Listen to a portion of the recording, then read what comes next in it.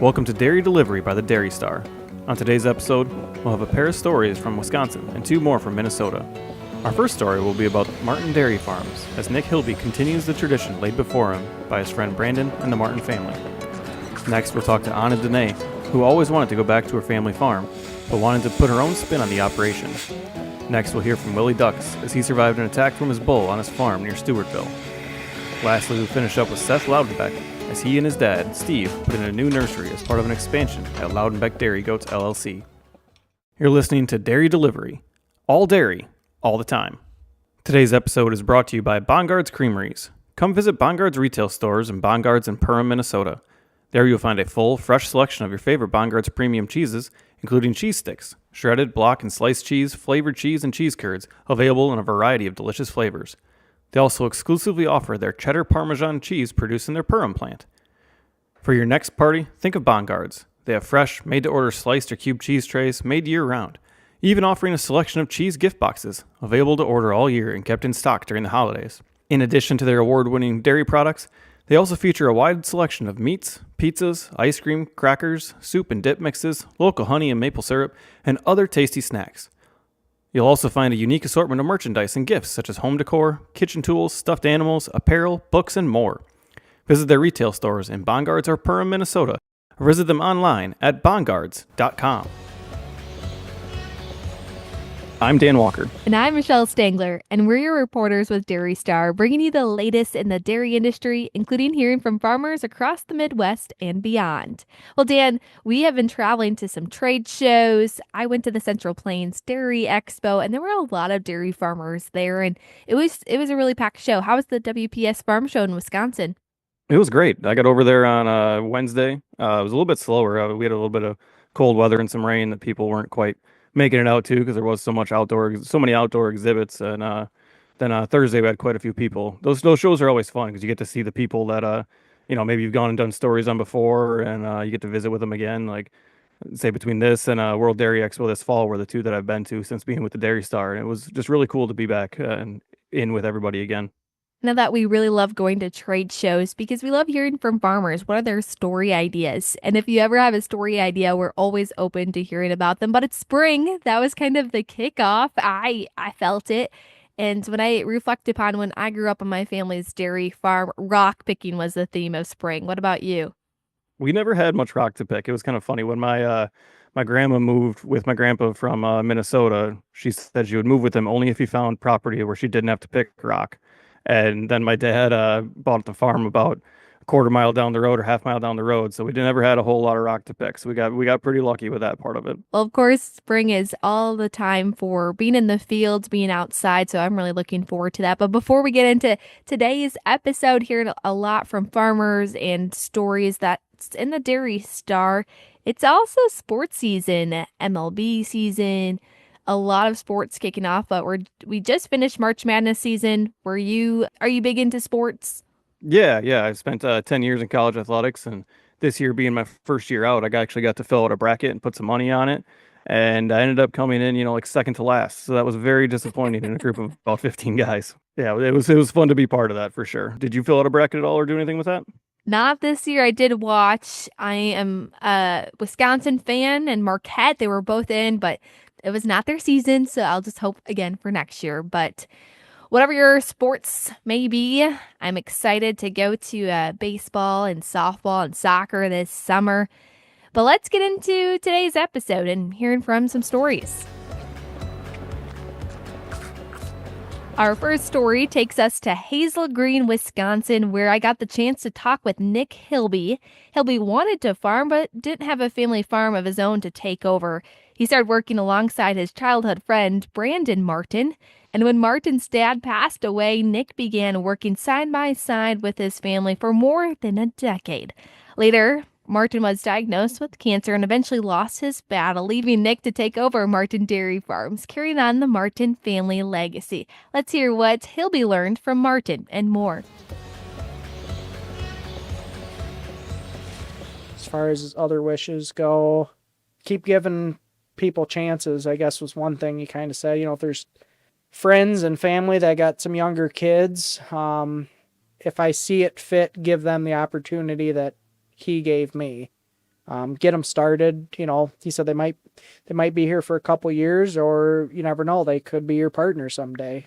Just keep an open mind on that, I guess, is kind of something that he taught me. A lot of great insight. I can tell that Brandon really meant a lot to you. What did you learn from Brandon that maybe you're using here today? He was always telling me to slow down and think about it. Don't jump on a decision right away. If you don't know, take a little time to process it. You got to communicate. If it's family, if it's an employee, a business partner, somebody you do business with, if there's an issue, don't let it bother you. You just call them out on it and sit down and figure it out. Don't let it go by and things get worse. If you notice there's an issue, take care of it right away. Little details. He was always a great cattle guy, knew every cow. They had their name. Always hounded me that I needed to learn the cows. Still not real great on that. Everybody's got number tags now since he got sick, just because the fact that I couldn't figure out who they all are. But little details, making sure things are in line, whether it's something in the barn that's broke, get it fixed right away. It's a little, he always said it's the little things that'll break you. So just trying to be a good manager and a good owner, taking care of the farm like he did. Now, you mentioned it was a partnership. So what do you think you taught him? What do you think he really soaked in, where you brought in the second piece of the equation?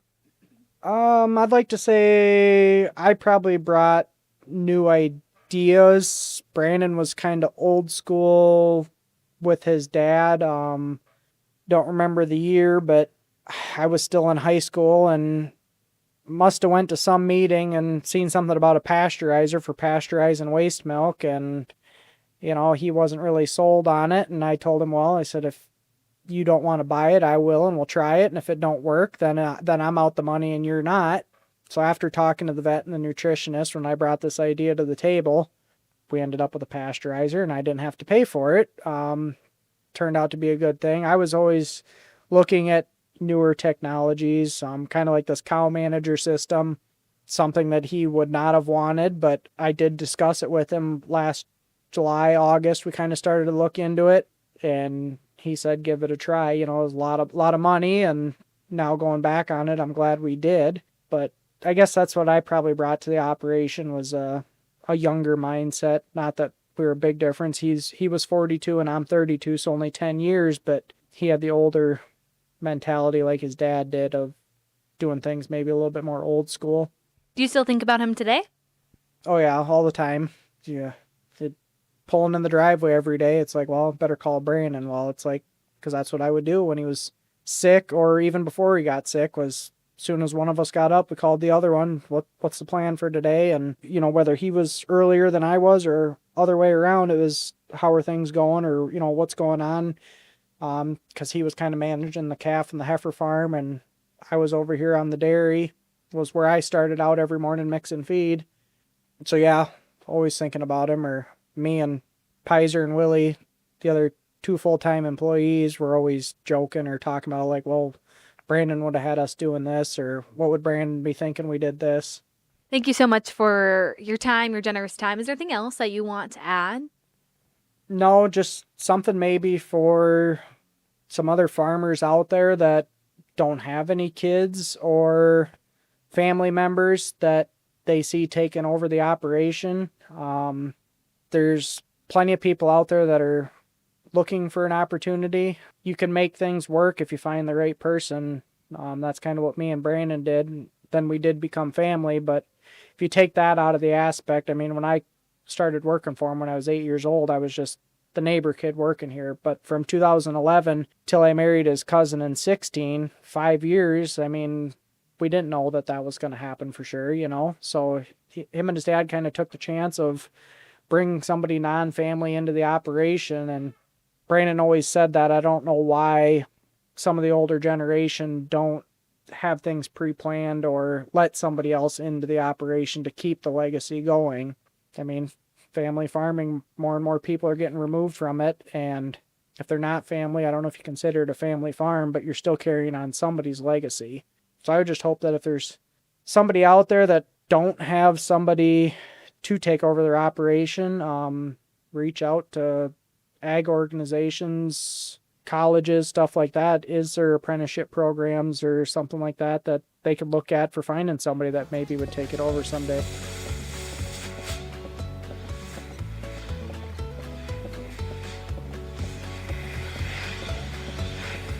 In 1908, a group of enterprising farmers in Bongards, Minnesota formed the Bongards Cooperative.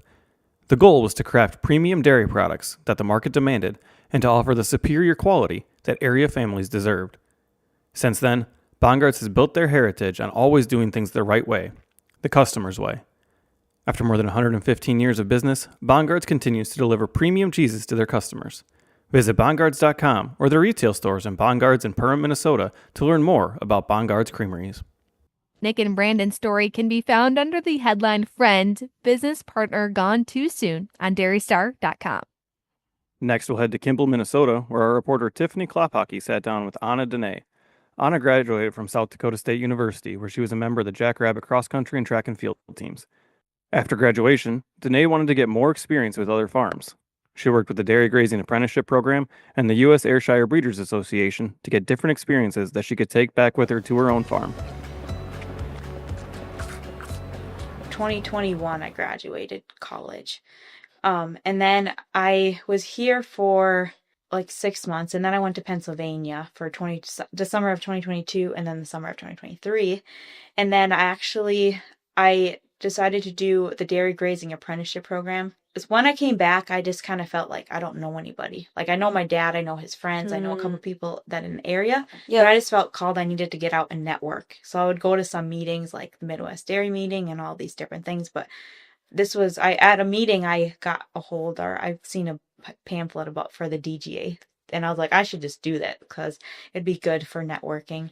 And my dad has always been a mentor for the program. Oh, So I was okay. like, perfect. This is a good kind of hopefully a way to transition the farm, because I'm kind of was like, how are we going to transition this? How is this going to go kind of about? So I was like, this is a good opportunity. But then I ended up filling out my application online and I submitted it. I thought I was getting matched with my dad. But I submitted on Friday, and by Sunday, I had like 10 people reaching out to me to like, do you want to come here? And like, they had different things that I wanted to offer. Because I remember putting on my application, I want to like take over my farm and have a processing plant. XYZ. I'm not sure exactly what I wanted to do with it, but that's what I wanted to do. So a lot of the farms were like processing people.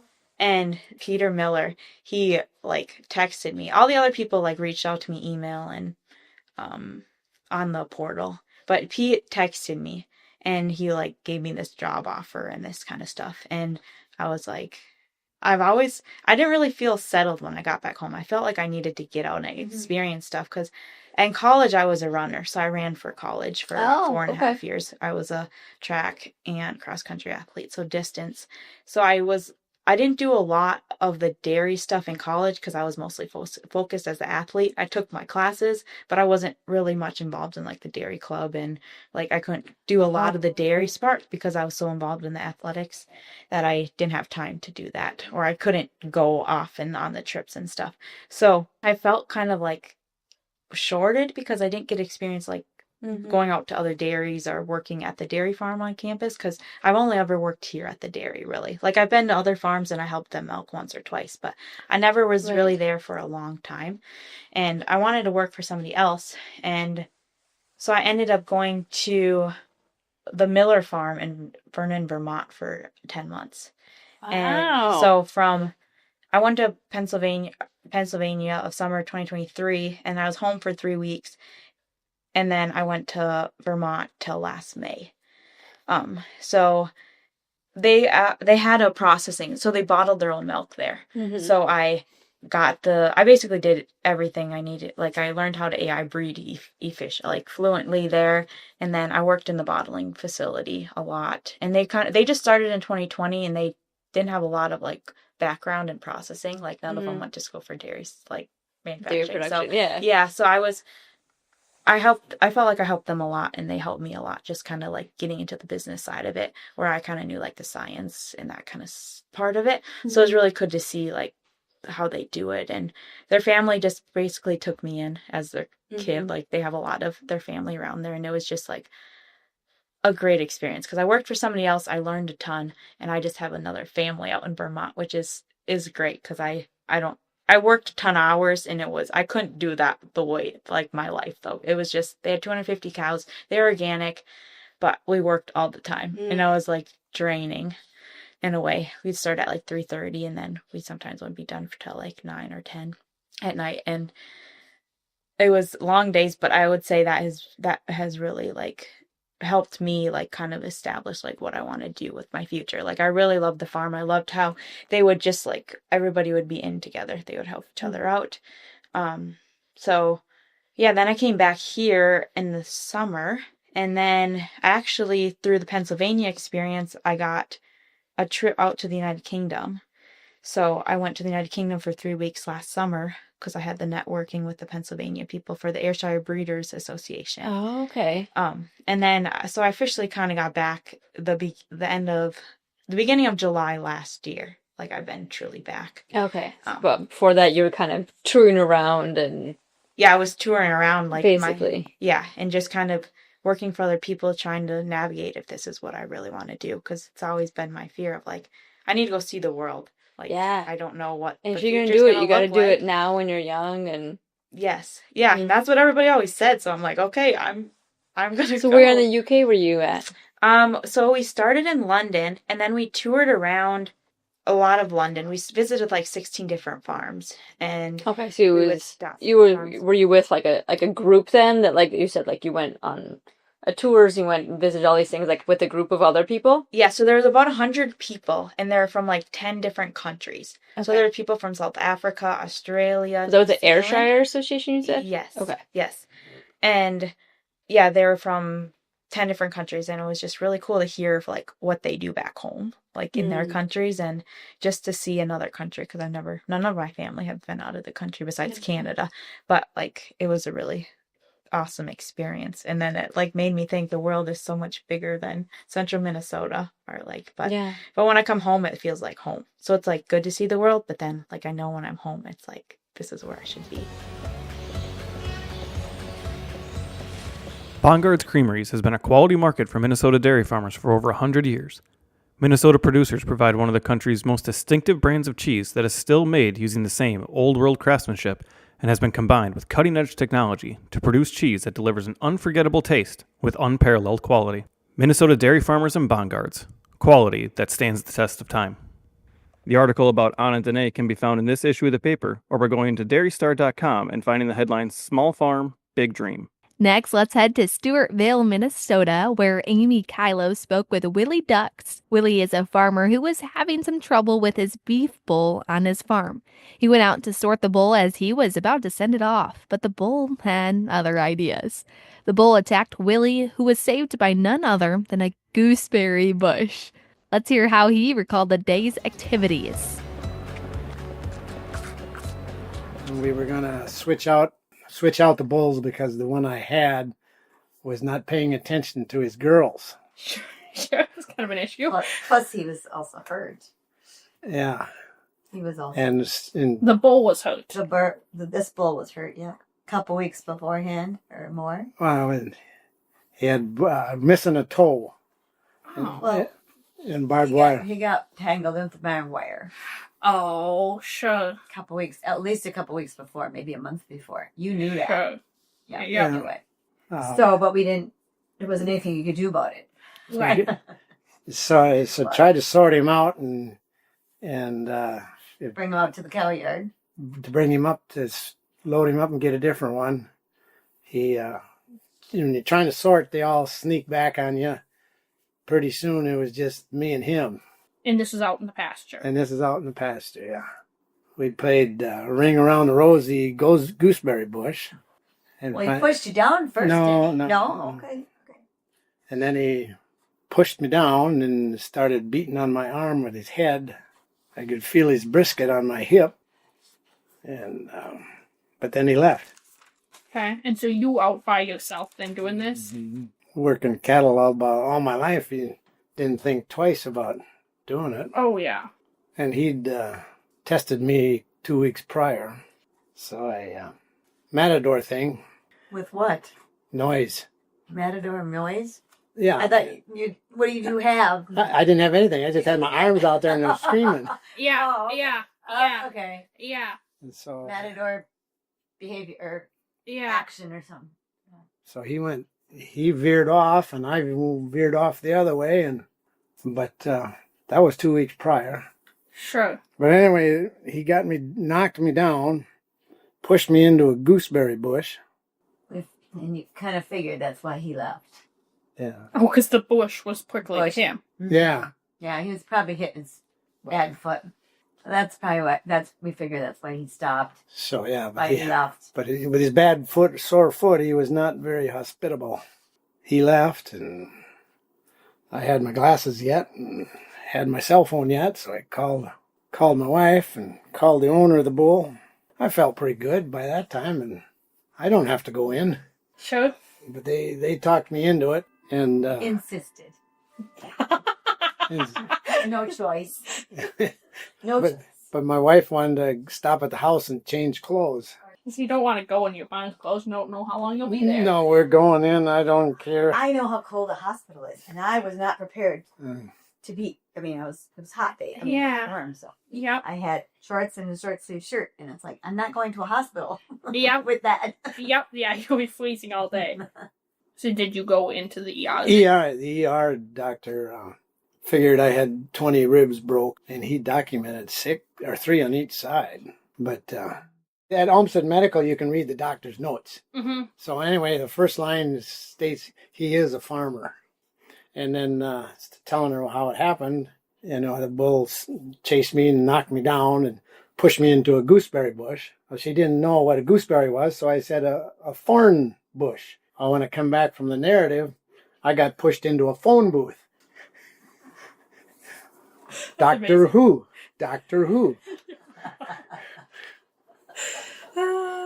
So, gotta have a little levity in life. Yeah. If you don't, life is sad and crappy. Yeah. None of the ribs dislocated, so. And And the heart and the lungs are fine. yeah, being a farmer, our upper chest, so much muscle that they don't worry about the ribs too much.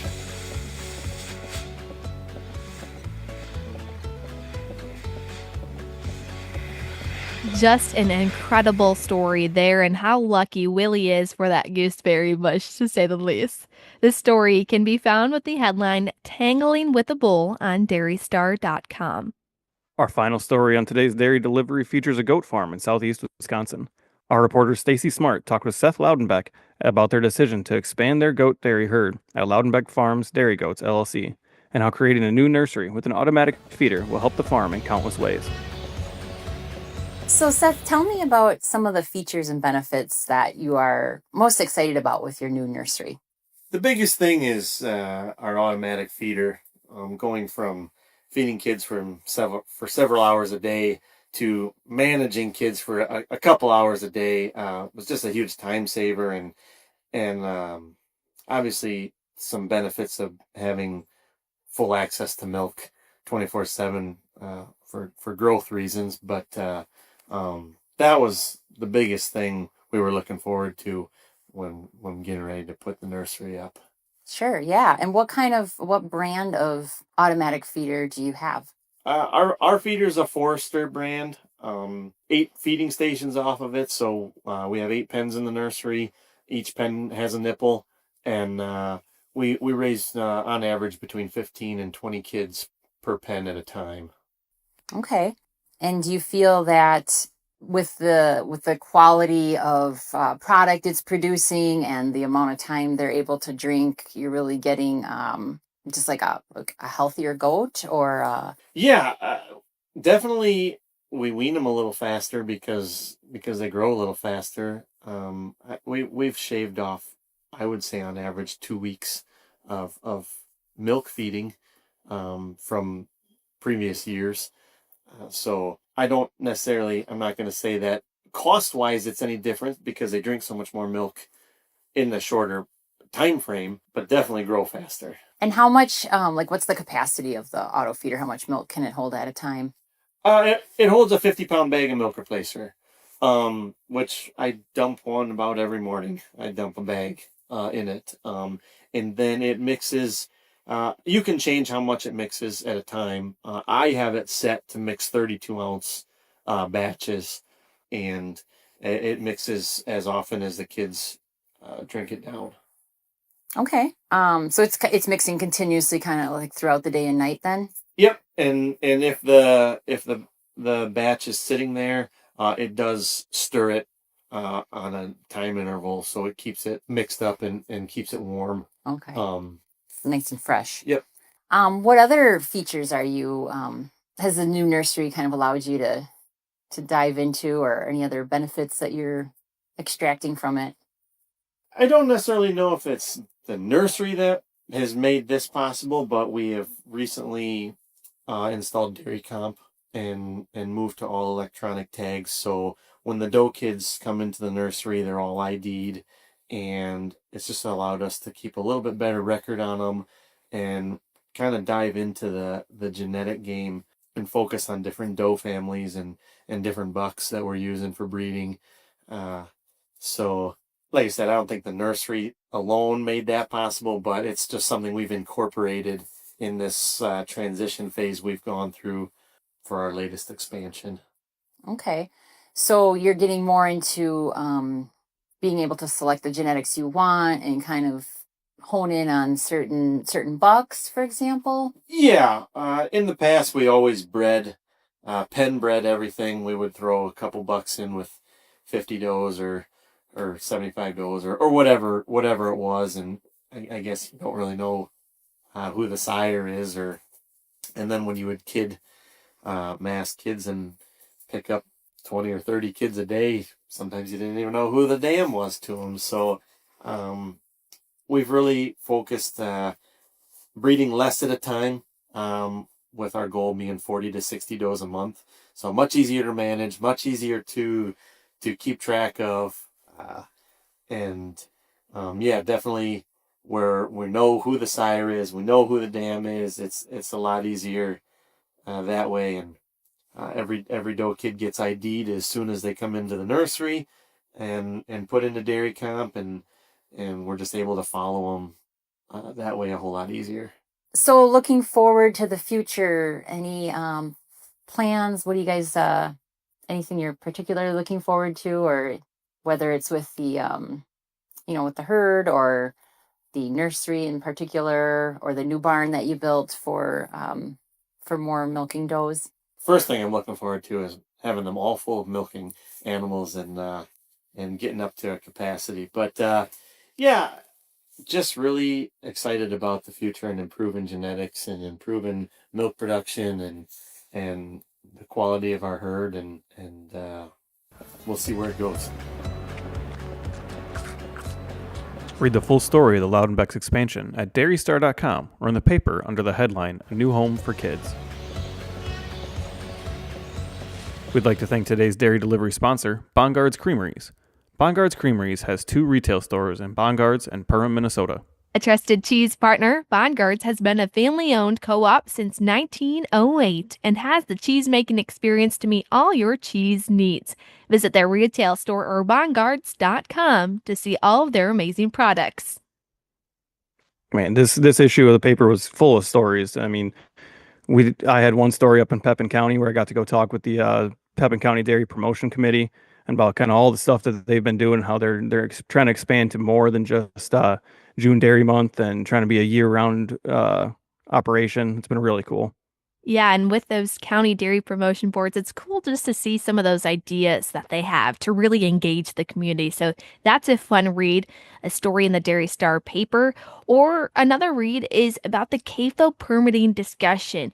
Our Northern Wisconsin reporter, Danielle Nauman, had a discussion with both farmers and specialists about a recent workshop from the CAFO permitting process. What were those farmer perspectives about some of these farms? And so that was one of the many interesting articles you can find in the Dairy Star newspaper. Another is a report we're starting this issue. Yeah, it's back. The Crop and Weather Report. Everybody's favorite time of year. We get the spring and planting and crop season. We get our Crop and Weather Report where we get people from all over our viewing area to let us know what's going on in their neighborhoods. I know we found somebody over in western Iowa to all the way over to eastern Wisconsin and everywhere in between. So that's the crop and weather report. And of course, there's so many other stories found in the Dairy Star newspaper. You can find it there, and you can also find it on dairystar.com. And then come back to the Dairy Delivery on Spotify, Apple Podcast, or wherever you listen to podcasts to hear more of those stories the week after the issue is found in your mailbox. Make sure to rate and subscribe, and if you or someone you know is interested in being featured in the Dairy Star or on Dairy Delivery, reach out to Dairy Delivery at dairystar.com so we can continue sharing all dairy all the time.